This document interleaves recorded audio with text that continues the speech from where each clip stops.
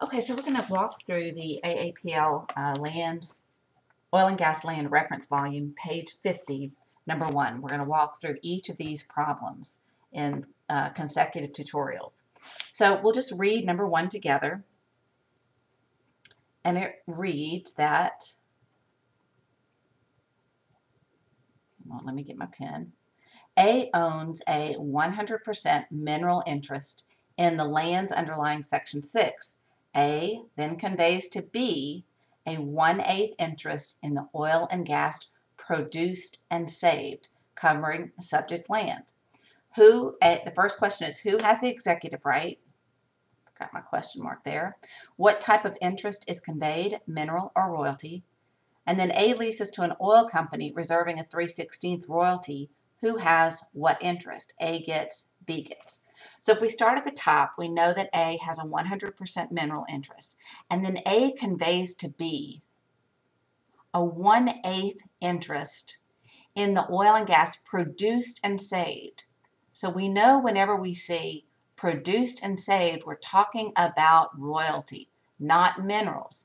If it was minerals, it would say in and under, or it would use the word minerals. So already we know that we're dealing with royalty. And in a situation like this, where we have someone that grants a royalty interest only, not a share of the mineral interest, but a royalty interest only, that is what we refer to as a non-participating royalty interest. And this is often abbreviated as NP, non-participating royalty interest. And so what is a non-participating royalty interest owner?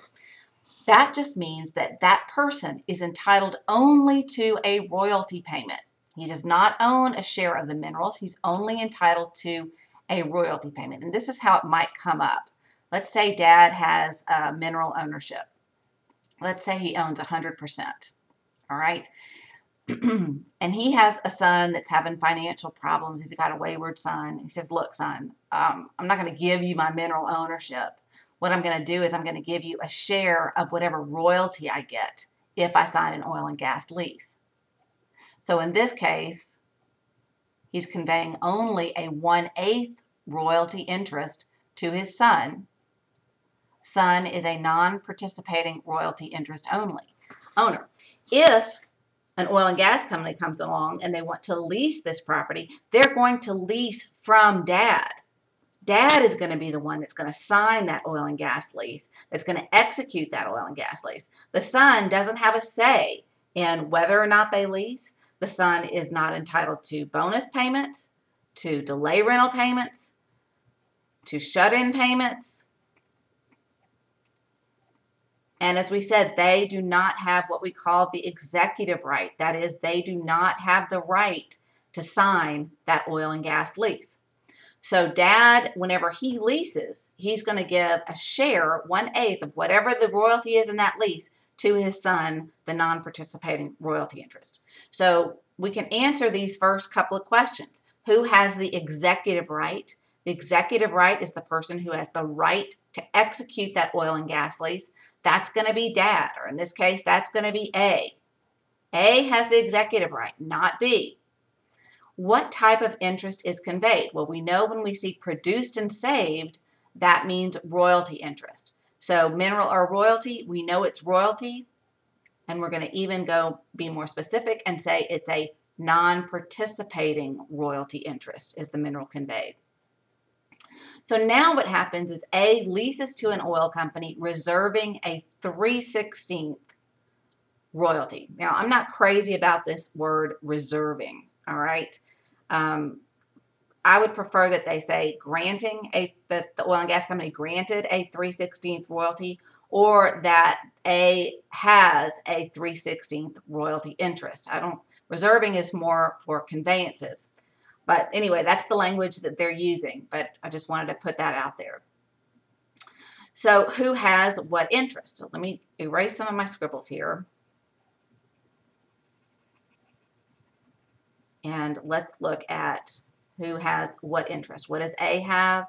And then what does B get? All right.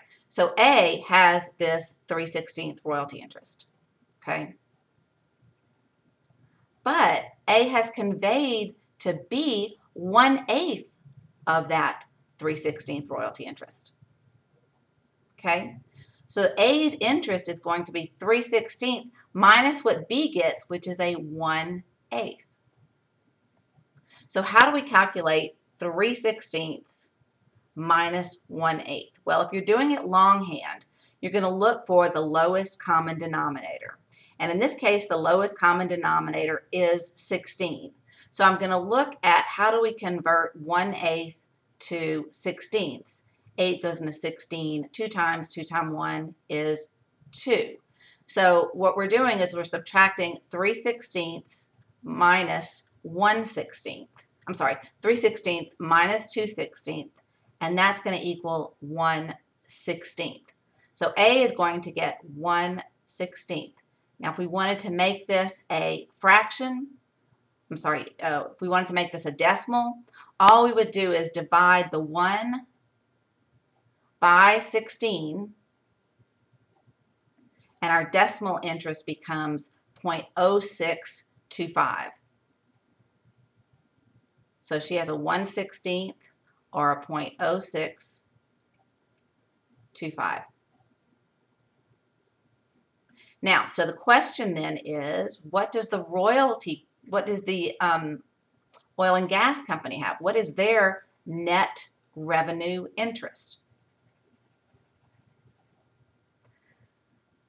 What is their working interest? So if we know that the royalty that was conveyed was a 3/16 royalty, that means together, oh, let's do this fraction too, just so you'll know.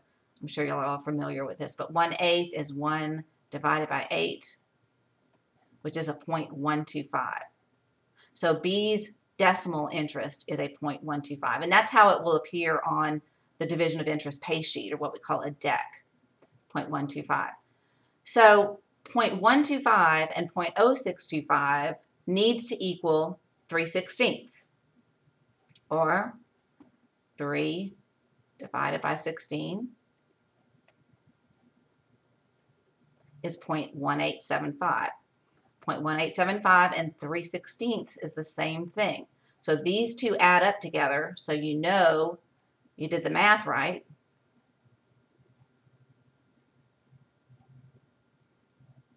All right.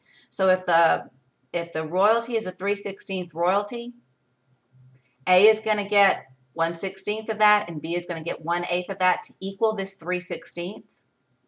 That means that the lessor's royalty interest, or net revenue interest, is 3/16, which makes the oil and gas company's interest the remainder. So 13/16. 13 and 3 is 16. So that is how the working interest, the net revenue interest, are broken down. This is her net revenue interest, and this is the working interest. Okay, now, let me see what else I wanted to go over with you.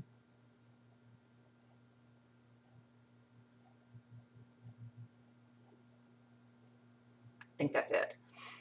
Okay, so that was a pretty simple calculation. So we're just multiplying from the 3/16 minus the 1/8, and that is again called a non-participating royalty interest owner. Okay, let's move on to problem 2.